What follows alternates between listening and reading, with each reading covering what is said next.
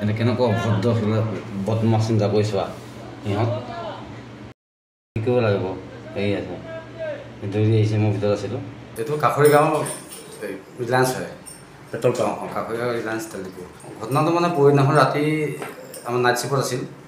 আৰু মই আছিলোঁ আৰু মোৰ লগৰ এজন আছিল তাৰপিছত মোৰ লগৰজনৰ তেল দিয়ে ময়ো দিওঁ তেনেকুৱাতে মই আকৌ ভিতৰত আহি পেলাই মানে এই কাগজৰ ৰোলটো মানে যিটো চিলি পেলাই যায় ৰোলটো শেষ হ'ল মই ৰোলটো আনিব আহিলোঁ এনেকুৱাতে তেলটো তেওঁ লগৰজনে দিলে তেলটো দিয়াৰ লগে লগে তেলটো ৩,০০০ টকা তেল ল'লে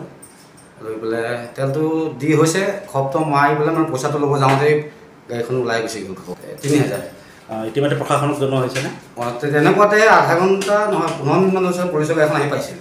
পুলিচৰ গাড়ীখন আহি পোৱাৰ লগে পুলিচৰ গাড়ীখন ক'লোঁ তেনেকুৱা কথাটো ক'লোঁ আৰু তাৰপিছত তেওঁলোকে আহি পেলাই CC কেমেৰা চালেহি চাই পেলাই এতিয়া CC কেমেৰাত মানে নাম্বাৰটো স্পষ্ট নহ'ল তাৰমানে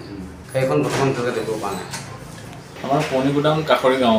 পেট্ৰল পাম্পটো হৈছে জিঅ' ৰিলায়েন্স হয় মানে কি আপোনাৰ হৈছিলে সেইদিনাখন মানে 12টামান বজাত এখন গাড়ী I10 গাড়ী আহিছিলে I20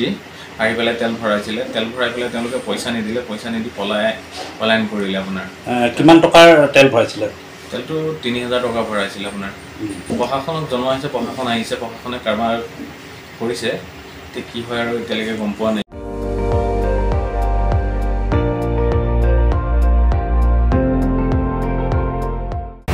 আপুনি চাই আছে ND24 সৰ্বশ্ৰেষ্ঠ নহয় সৰ্বোত্তমৰ দৌৰা